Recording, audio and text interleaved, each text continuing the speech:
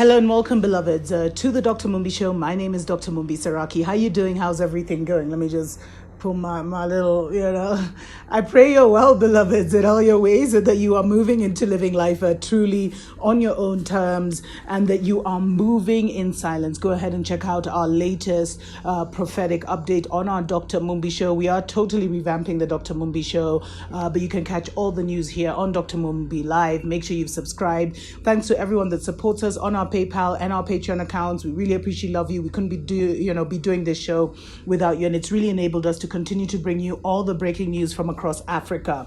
Now, very interesting story that was shared with me, and it's about Egypt recently launched the biggest museum in the world. And they gave exclusive coverage to, mainstream media, CNN. But CNN has actually been criticized and is facing online backlash for showing the launch of the new Grand Egyptian Museum in Cairo on its special Inside the Middle East instead of Inside Africa. And these are the politics they've been playing with the whole of Africa, the divide and rule. A lot of you guys pointed out, the whole sub-Saharan Africa is like an oxymoron, doesn't even exist. And, there is no separation. It's one Africa. And a lot of people were saying, well, the ancients who they're now displaying are ancient, Egyptians who look like you and me, would never have wanted to be called Middle East. You know what I mean? But I find it very interesting. And there was a lot of different Africans that was responding. Some saying, I've worked with Egyptians a lot, mostly outside their country. They will rather identify with the Middle East than with Africa. They only remember they are African when they want to show strength. Most are haughty and rude. I've even beaten a few. That's what one tweet said. And then others said, Egyptians don't think of themselves as Africans. And this is the common sentiment, because there's some North African brothers who have reached out to me saying that I should do more news on like Tunisia and Morocco and Egypt. But you guys don't see yourselves as a part of us. So why should we, and so there's very little interest on what is happening in the different North African countries. Others were saying, most of North Africans want to be associated with the Middle East rather than Africa. An example was during the World Cup, where Algeria was the only African team to go further than the rest. One of their players said, "We are doing this for the Arab world."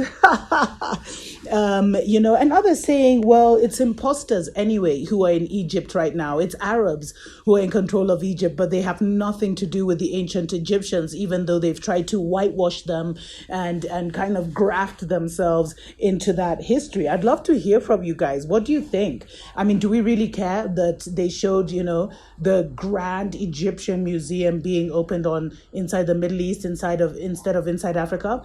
As long as we are not in control of our narrative, this kind of nonsense will continue to happen. It's this fuckery. Let me just call it that. Excuse my French. It will continue to happen because we are not in control of our narrative. We're leaning on others to tell our stories, and they're not going to do it right. Although some Africans did point out that, they can call themselves Middle Eastern, they can call themselves whatever they want, and they can say whatever they want about Africa, but they're still the ones observing and reporting on us. Africans have never gone and tried to study the Mzungu or the Arab, So let me know what you think, So, some were saying that CNN is actually correct because the Middle Eastern is more of a geopolitical, placement, whereas Africa is a geography. And, also pointing out that Turkey, even though it's in Europe, it likes to be, quoted as being part of the Middle East. And a lot of people were asking, what are other regions in Africa doing to preserve their heritage? I don't know. The only thing I wanted to say about the opening of this museum is that they have no idea what they've done. They have no idea what they've done by opening this, by, they've positioning all our ancient ones in different positions. It's going to be interesting because the ancients are back, beloveds, and we're going to be seeing a lot of supernatural activity, a lot of activations of some of our instruments of power in various different museums. So don't be surprised if you start seeing things being returned to Africa in earnest, because they just won't be able to handle those powers. And, regardless of whether they want to call Egypt, the Middle East, or Africa, that is still our story. It doesn't take away from us, because that thing runs in our DNA. And, that's the past. And the past goes for trillions of years, not these 5,000 years that they tell you about. What we're interested in is the reinstatement of the global African kingdom. And that's the future. And that future can only build by us being present right now and doing the work. And that's what this season requires of us, beloveds, is to do the work. No matter how they label Africa, those labels won't matter when we come into our own as individuals and as a collective. And that should be what is on our hearts and minds. So, if CNN wants to air it on Inside the Middle East, let them go ahead. They're probably right. The Arabs are currently occupying Egypt, but they are not the rightful rulers. Until next time, tuko pamoja.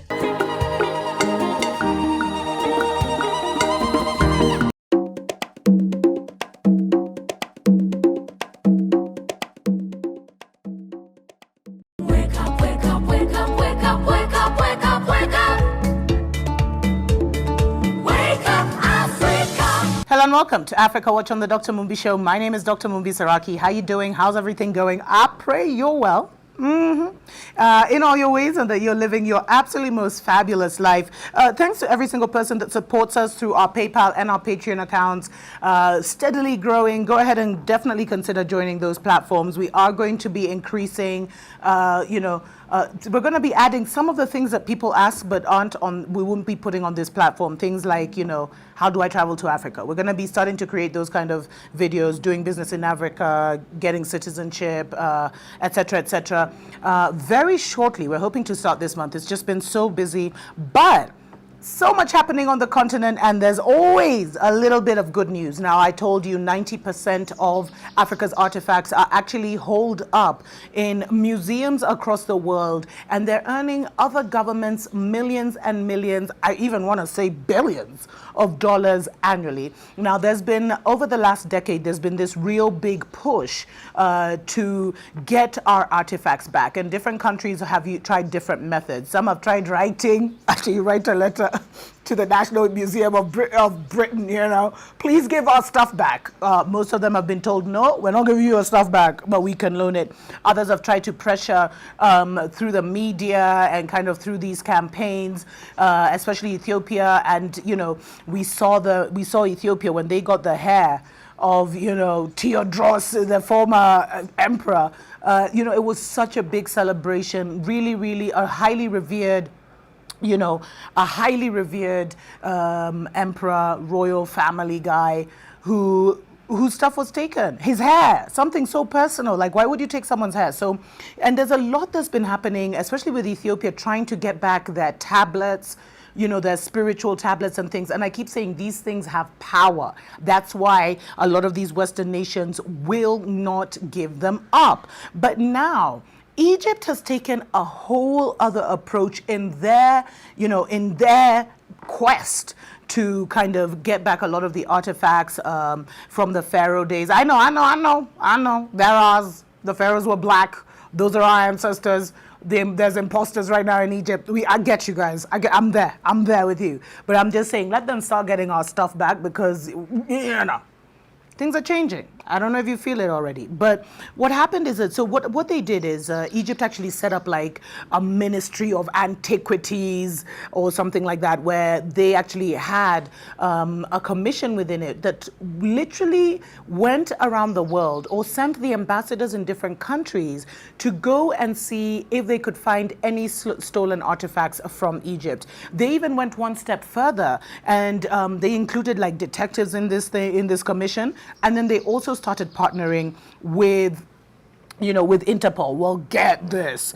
The U.S. Famously known museum, the Met, which is basically the Metropolitan Museum, it's in New York City on the famous Fifth Avenue. They were actually caught with their fingers in the jar, their dirty fingers in the jar, if you know what I mean. They had allegedly bought a coffin that was stolen from the tombs of of our ancestors. Let me just put it like that. From the tombs of our ancestors, it was stolen. Not even back in the day. Allegedly, it was stolen very, very recently, and it's an ancient golden coffin that is said to have held some kind of priest or high-level priest. Pure gold, worth $4 million. You can see it here.